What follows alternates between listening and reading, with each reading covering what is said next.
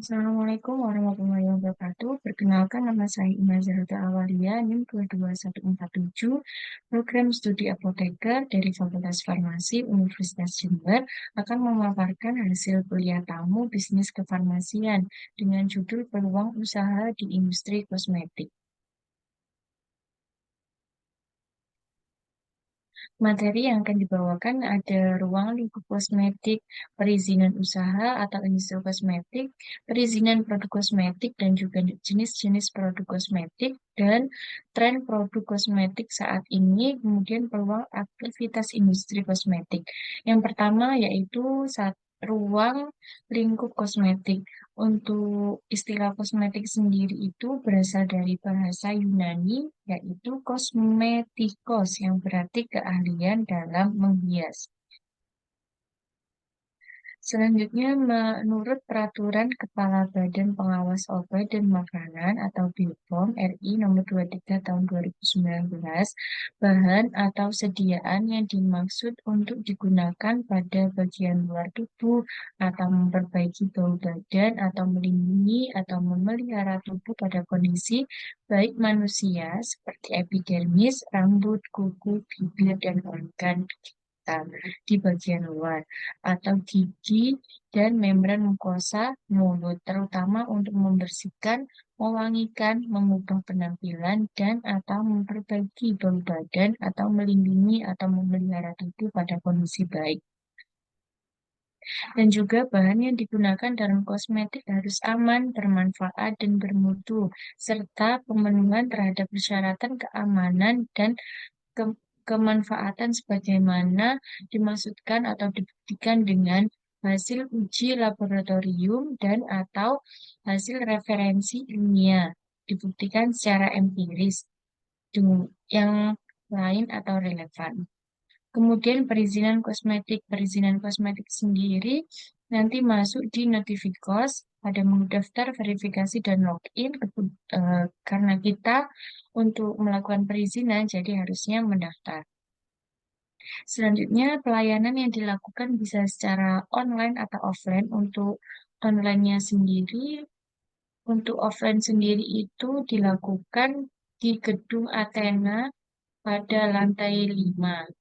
Selanjutnya, untuk ketersediaan loket itu ada 4, loket A, loket B, dan loket C. Loket D memiliki fungsi masing-masing.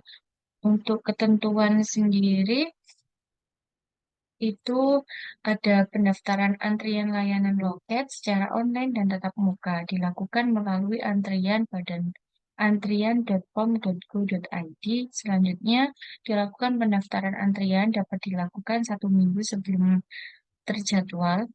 Selanjutnya, pelaku usaha datang sesuai jadwal perjanjian dan antrian sesuai gilirannya. Apabila pelaku usaha belum hadir ketika sudah masuk gilirannya, maka pelaku usaha dilewati sehingga nomor antriannya itu menjadi nomor antrian terakhir. Ketika sudah semuanya itu selesai, baru yang telat tadi baru datang.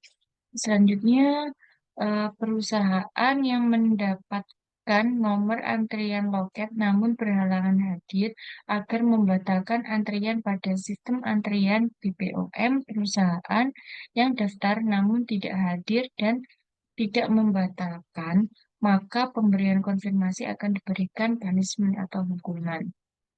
Selanjutnya, dokumen kelengkapan badan usaha khusus loket A dan B dikirimkan melalui email H-1 setelah jadwal loket yang ditentukan.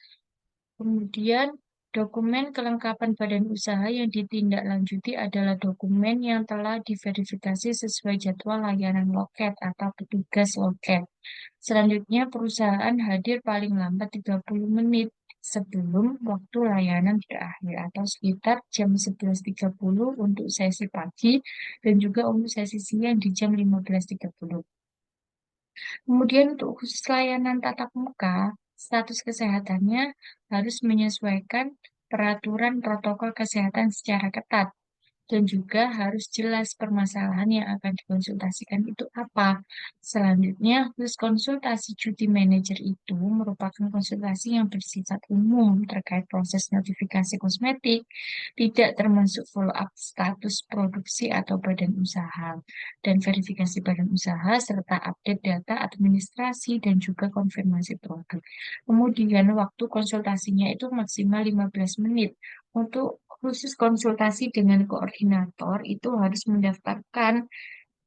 melakukan pendaftaran dengan mengisi form pada link berikut.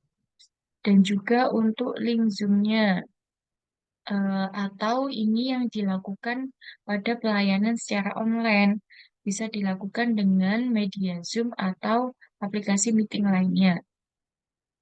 Kemudian perusahaan diharuskan memasuki aplikasi meeting sesuai jadwal dan urutan antrian pelayanan loket menggunakan nama dengan format nomor antrian dan nama perusahaan sesuai saat mendaftarkan pada antrian online.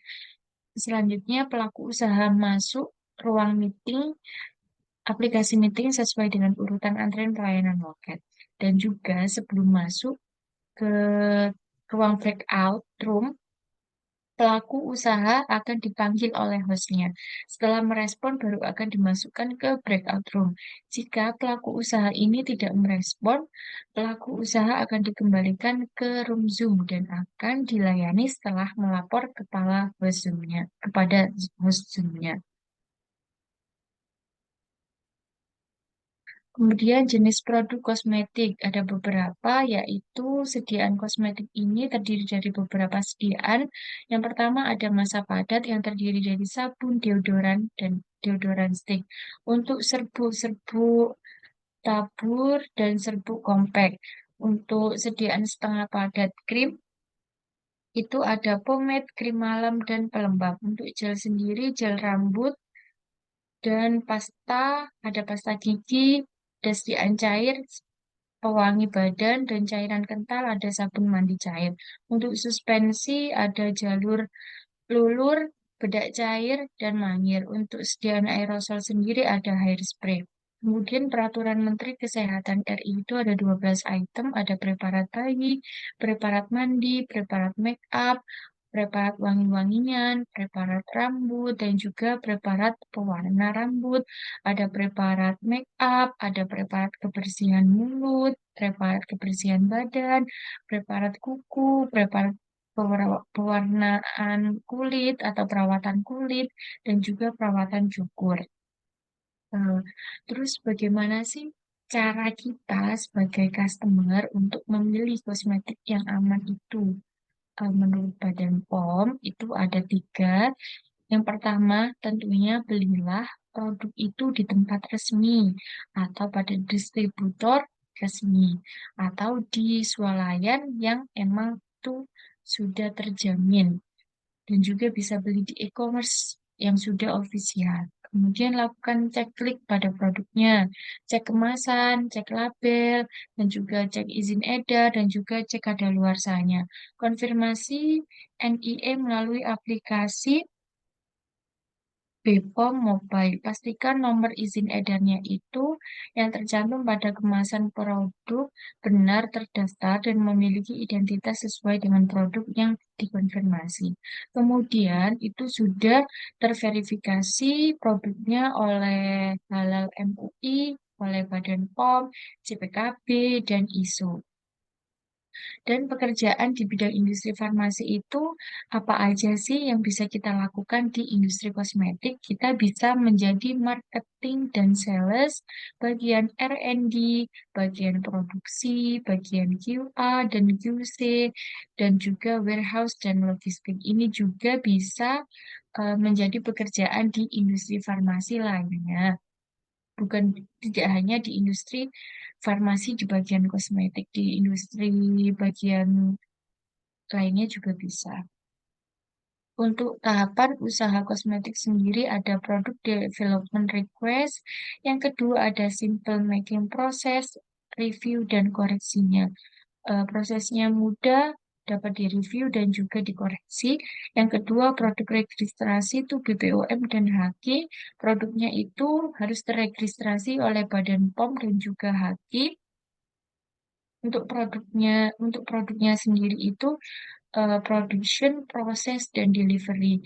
Eh, Mudah untuk diprosesnya atau sudah melalui proses produksi. Setelah melalui proses produksi itu akan di-delivery atau dikirimkan dan juga diedarkan.